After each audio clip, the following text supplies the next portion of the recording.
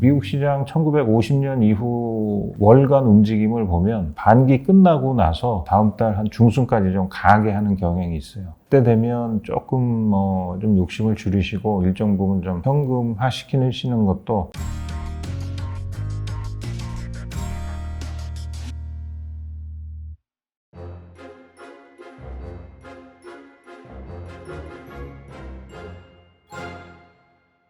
GB투자자문의 김정환 대표님 모셨습니다. 안녕하세요. 예, 안녕하십니까.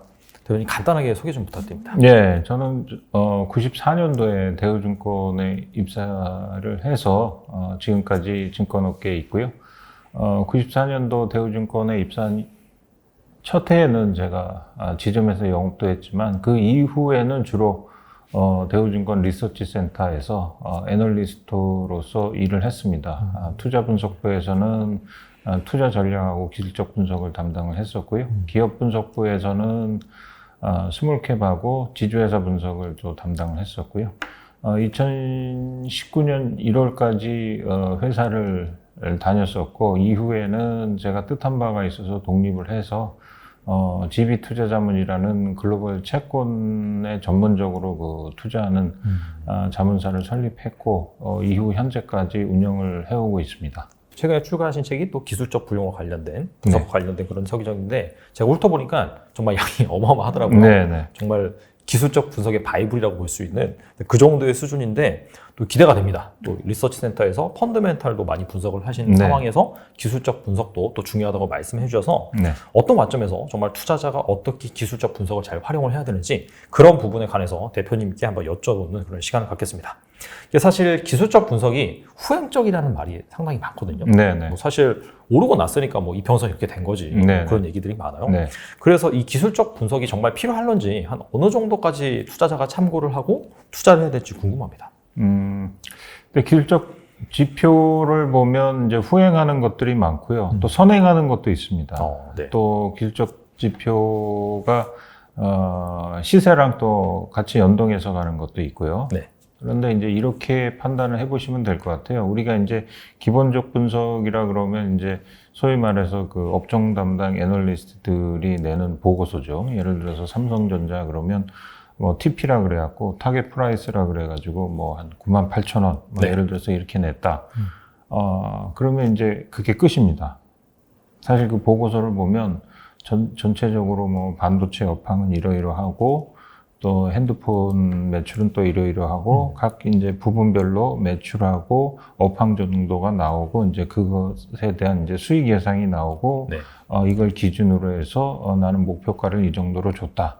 뭐 이런 내용만 나오지 사실은 그 보고서를 우리가 딱 받아봤을 때 어느 정도 수준에서 매수를 하고 어느 정도 손실이 났을 때 매도하고 이런 게 전혀 나타나지가 않습니다. 그렇죠. 그래서 이제 우리가 기술적 분석을 통해서 한마디로 말씀드리면 이것이 손익 관리의 도구가 된다 이렇게 말씀을 드릴 수가 있겠고요. 삼성전자뿐만 아니고 이제 가령 예를 들어서 인덱스를 사고 판다 그러면 사실 굉장히 좀 막막합니다. 그러니까 마치 우리가 그 배를 타고 망망대해를 항해하는 것과 같은데 사실 기술적 분석은 이런 망망대해를 항해할 때 하나의 나침반 같은 그런 역할을 해줍니다. 그래서 매수 매도 좀 타이밍이라든지 매물대는 어느 정도 수준에 있고 단기적으로 저항선은 얼마고 이게 조정을 받는다면 지지선은 어느 정도 레벨이 되고 이런 걸 나타나기 때문에 우리가 매매를 위해서는 특히 이제 필요한 것이 이 기술적 분석이다 이렇게 말씀을 드릴 수가 있겠습니다. 사실 뭐 마켓 타이밍이라든지 뭐 사고 팔고 그 방법론 관점에서 기술적 분석은 꼭 이제 필요하다라고 말씀해 주신 것 같은데 우리나라에서 이 기술적 분석에 대한 오해가 있다. 그리고 현실은 또 무엇이다. 이런 부분을 책에서 말씀해 주셨는데 이 부분에 대해서 말씀해 주시면 좋을 것 같아요. 그러니까 기술적 분석 우리가 이제 보면은 특히 이제 펀드 매니저 분들 보면 기술적 분석은 증권 시장에 있는 분들이면 기본적으로 이제 할 줄 아는 것 그렇게 이제 판단하시는데 우리가 생각하지 못하는 순간에도 보면 기술적 분석도 하나의 투자 기법이기 때문에 계속 좀 발전을 해오고 있고요. 굉장히 좀 다양한 그 투자 기법들이 최근에는 그 퀀트 분석과 함께 네. 발전을 해오고 있습니다. 뭐 이런 것들이 이제 어떻게 보면 또 행동 경제학하고도 또 결합이 돼 있고요. 네. 그래서 과거 우리나라에 보면 뭐 단순하게 이제 뭐 일본식 패턴 분석이라든지 이게 기술적 분석의 전부, 또 자대고 긋는 게 기술적 분석의 전부라고 생각을 해오고 있는데 그건 좀 잘못된 것이고요. 그리고 이제 기술적 분석이 단기적으로 이제 매매 타이밍만 우리가 취득하기 위해서 하는 거로 알 수가 있는데 사실은 중장기 추세를 분석하는데도 상당히 좀 우리가 활용이 가능하다 이렇게 좀 판단을 해볼 수가 있겠고요. 또 기술적 분석이라는 게 보면 과거의 데이터를 위주로 하기 때문에 이게 이제 과거 지향적이 아니냐 그러는데 펀더멘탈은 또 반면에 우리가 이제 목표가를 제시하고 그래서 뭐 미래 지향적이다고도 볼 수 있는데 사실은 기본적 분석하고 기술적 분석하고 유기적으로 적절히 결합해야 우리가 만족할 만한 이제 수익을 얻을 수 있기 때문에 네. 이 두 가지를 겸비를 해야 된다. 저는 이렇게 말씀을 드리고 싶습니다. 네. 사실 뭐 펀더멘탈 분석이 뭐 미래지향적이다라는 뭐 말씀해 주셨는데 대부분 이제 애널리스트들 이제 뭐 목표가 제시하거나 아니면 뭐 실적 추정치 조정할 때 네. 항상 그 발표된 실적, 네, 뭐 네. 2분기면은 2분기 실적이 한 7월이나 8월에 발표가 네, 되는데 네, 네. 그거 보고 이제 조정하더라고요. 그렇죠. 그런 거 예. 보면 사실 뭐 이게 꼭 뭐 미래지향적이다라기보다도 역시나 애널리스트 같은 경우에도 과거 실적을 기반으로 뭔가 네, 네. 추정을 하지 않나 네, 네. 그런 생각을 좀 해보네요. 네. 그리고 앞서서 방금 말씀해주신 부분에서 행동 경제학과 관련된 그런 부분을 또 네. 기술적 분석으로 또 이렇게 투자에 참고할 수 있다라고 말씀해 네. 주셨는데 네. 그래서 이제 기술적 분석을 통해서 군중 현상과 가격 변동 이런 네. 것들도 뭐 네. 판단할 수 있다라고 하셨는데 네. 여기에 대해서 설명해 주시면 좋을 것 같아요. 근데 이제 지금 그 행동 경제학과 관련된 부분도 지금 이제 예리하게 지적을 해주셨는데 네. 군중 형상하고도 굉장히 그 관계가 깊습니다. 그래서 군중의 어떤 특이한 행동 그 성향에 대해서 그 연구한 그 재무 관련 논문들도 이제 많은 상황인데 그래서 그 관련 논문들을 보면 군중의 행동들이라는 게 뭐 우리가 그 생각하는 뭐 여러 가지 그 무질서한 그런 개념들이 아니고 몇 가지 이제 그 패턴을 가지고 이제 반복적으로 이제 나타나는데 그래서 군중 행동들은 뭐 주식시장에서도 마찬가지지만 예측이 좀 가능합니다. 네. 그게 바로 이런 것들이 이제 군중 현상의 이제 본질이라고 얘기를 할 수 있는데 따라서 이제 주식시장에서도 이런 그 군중들의 그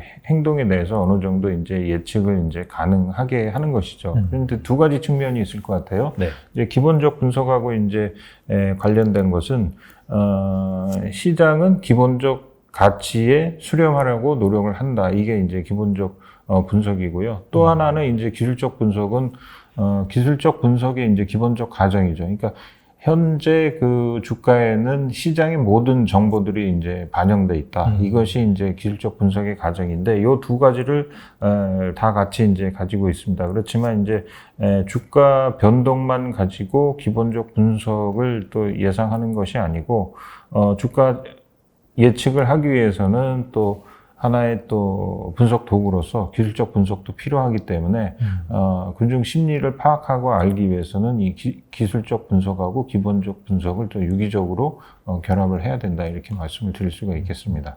만약에 이제 기술적 분석으로 뭔가 군중 심리를 뭐 분석을 한다라고 네. 했을 때는 네네.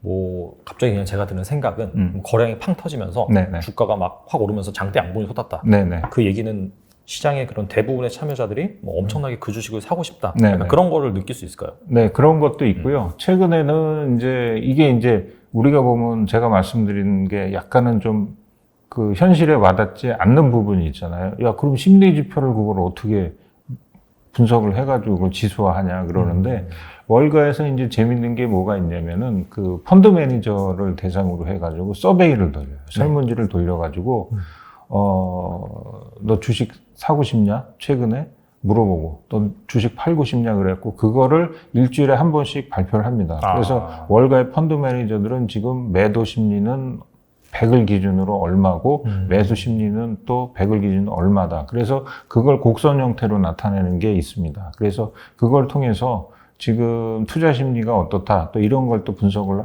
하기도 하고 또 여러분들이 또 기술적 분석 지표에서 볼 수 있는 것이 이제 투자 심리도 같은 경우에도 지금 그 참여하는 그 투자자들의 그 심리를 또 알 수 있는 그런 지표로도 또 활용을 할 수가 있는 것이죠. 뭐 이렇게 뭐 예를 들어서 며칠 기간 정해놓고 네. 그 중에 이제 빠진 날이 뭐 몇 %인지 그렇죠. 뭐 이런 것도 어떻게 본다면은 네. 하나의 좀 심리 지표라고 볼 수 그렇죠. 있을까요? 예, 예. 그러니까 심리도라는 게 최근 12일간의 그 지표를 통해서 이제 우리가 알 수 있는 것이거든요. 그런 식으로 해서 단기적으로 시장의 그 매수 매도 심리는 이제 어느 쪽으로 움직이는가 이걸 우리가 이제 알 수가 있는 것이죠. 알겠습니다. 지금까지 약간 기술적 분석의 대략적인 개요, 네, 그 다음에 뭐 특히나 그 중에서 중요한 거래량에 대해서 말씀해 주셨는데 네. 이게 약간 좀 응용을 할 필요가 있을 것 네, 같아요. 네, 네. 뭐 아시다시피 최근에 정말 그 주식시장이 좀 다이나믹합니다. 네네. 뭐 거의 한 10년이나 5년에 한 번 발생하는 그런 하락장이 또 네네네. 발생을 했는데 네. 그래서 기술적 분석 관점에서 이걸 좀 어떻게 바라보면 좋을지 궁금하긴 하거든요. 네네. 일단 제가 여기 오기 전에 한번 그 미국 주요 지수랑 코스피, 코스닥을 한번 살펴봤어요. 특히 이제 코스피 같은 경우는 2021년 작년의 움직임을 전체를 놓고 보면 이렇게 이제 산이 네. 봉우리가 3개 솟고 가운데 봉우리가 높은 그런 모습을 보여줬습니다. 이게 이제 전형적인 조정 신호인 이제 헤드앤드 숄더입니다. 이게 이제 작년 말에 완성이 됐기 때문에 우리가 이제 패턴으로 보면 이게 이제 상승 후 최고점에서 나타나는 게 이런 겁니다. 특히 이제 일단 왼쪽 어깨가 형성되고 그 가운데 중심의 헤드가 왼쪽보다 높았어요. 근데 이제 오른쪽 어깨가 형성되면서 그 왼쪽 어깨만큼 정도뿐이 못 올라가고 헤드만큼 그걸 치고 올라갔어야 되는데 시장에 이제 그 힘이 없어가지고 왼쪽 어깨 정도만큼뿐이 못 올라간 상태에서 목선이라 그러는데 그 넥라인을 올 초에 흘러내렸기 때문에 사실은 올 초부터 이런 조정 기미가 좀 보였던 거고 결국은 올해 이제 그 상반기에 이게 이제 전형적인 조정 패턴이 완성됐다 이걸 좀 볼 수가 있고 코스닥 시장도 마찬가지입니다. 코스닥 시장도 이렇게 둥그렇게 보면 원형 천정형이다. 이것도 역시 이제 조정의 전형적인 패턴 중에 하나인데 작년에 걸쳐서 이런 원형 천장이 그 형성이 됐습니다. 그래서 전형적인 이제 조정 신호가 나타난 것으로도 이제 볼 수 있고 그다음에 이제 미국 시장에서 다우 지수하고 뭐 S&P 500 필라델피아 반도체 지수 이런 지수를 보면 작년 5월 이후 금년 5월까지 역시 이러한 그 헤드앤숄더형을 완성을 했습니다. 그렇기 때문에 이제 6월 들어서 이제 급격한 조정이 나타난 것이고요. 그래서 이런 조정의 특징은 이제 패턴이 완성되고 나면 그 완성된 그 방향으로 급격하게 이제 패턴이 가속화되는 경향이 있거든요. 그래서 6월 달에 아마 좀 그 급격한 이제 조정이 나타낸 것으로 좀 볼 수가 있고요. 지금 오늘이 이제 6월 지금 찍은 오늘이 6월 27일이죠. 네. 그래서 이제 월가에서 최근 보고서 나오는 거 보면 지금 이제 6월 달 미국 시장 같은 경우 보면 이제 분기 플러스 이제 반기가 끝나는 그런 시점입니다. 그래서 이제 리밸런싱이 좀 예상이 되고 있어요. 그래서 지난 주말에 미국 시장이 오른 것도 아마 그런 영향이 있습니다. 그래서 이번 주까지는 좀 기술적 반등이 좀 예상이 되고요. 미국 시장 1950년 이후 월간 움직임을 보면 특히 이제 반기 끝나고 나서 그 리밸런싱을 다음 달 한 중순까지 좀 강하게 하는 경향이 있어요. 특히 이제 경제 그 테이블을 보면 다음 달 한 중순까지 뭐 특별한 이벤트가 없습니다. 그 상태에서 지금 리밸런싱들이 일어나기 때문에 약간 다음 달 한 중순까지는 미국 시장도 좀 기술적 반등이 좀 가능한 구간이고 국내 증시도 뭐 주말에 보셨겠지만은 최근 글로벌 증시 중에서 가장 많이 빠졌기 때문에 맞습니다. 예, 좀 기술적 반등이 좀 가능한 영역권에 좀 들어왔다 이렇게 말씀드릴 수 있겠습니다. 근데 이제 기술적 반등이라고 한다면 약간 좀 하락 추세나 상승 추세에서 약간 되돌림 현상? 그렇죠. 그런 것들을 볼 수가 있는데 이런 관점에서 본다라고 한다면 네. 지난주 금요일부터 약간 좀 강하게 뭔가 반등이 나온 것 같긴 하거든요. 네네. 어떻게 좀 추세 전환 신호로 유의미하게 포착할 수 있을까요? 아니면 좀 더 기다려야 될까요? 일단 네. 경기를 감안한다면 네. 지금은 미국 시장도 그러고 이미 경기 침체기로 이제 접어들고 있습니다. 그래서 지난주 월가에서 나온 그 얘기 중에 제일 많이 났던 게 이제 데드캣 리바운드. 다시 말씀드리면 죽은 고양이의 반등 이런 얘기가 많이 나왔는데 네. 이게 어떤 추세 전환보다는 그 약세 국면에서 좀 기술적 반등 국면이 맞는 것 같고요. 앞서 말씀드린 대로 한 7월 중순까지는 네. 좀 기술적으로 이제 반등 국면이 나올 수 있고 7월 이후엔 그럼 어떻게 되냐. 근데 미국도 그러고 우리도 이제 개별 기업들 이제 실적 발표되지 않습니까? 2분기 실적 발표하는데 네. 이제 그것을 시장이 어떻게 해석할 거냐. 그게 좀 문제가 될 것 같아요. 그래서 과거 이제 침체 국면에는 이제 실적이 잘 나와도 고민이고 네. 또 실적이 안 나오면 또 안 나온 대로 좀 고민이 될 것 같은데 일단 그 전까지는 좀 기술적 반등이 좀 나올 수 있을 것 같은데 문제는 어느 정도 이제 기술적 반등이 나올 것이냐. 그래서 우리가 보통 그 조정을 한다면은 상승폭의 3분의 1 가장 일반적인 게 2분의 1, 뭐 3분의 2 정도라고 보는데 또 반등할 때도 마찬가지 같아요. 그 하락폭에 뭐 2분의 1, 3분의 1, 3분의 2 정도 좀 보시면 될 것 같고 조금 더 이제 정교하게 보려면은 네. 우리가 이제 HTS 시스템 같은 경우 보시면 이번에 고점하고 하락한 폭을 작도를 하시면 그 반등 그 구간이 자동적으로 이제 그 작도가 됩니다. 예를 들어서 뭐 피보나치 수열로 보면 뭐 23.6%선, 38.2%선, 뭐 50%선, 61.8%선 이렇게 이제 피보나치 수열이 작동이 되는데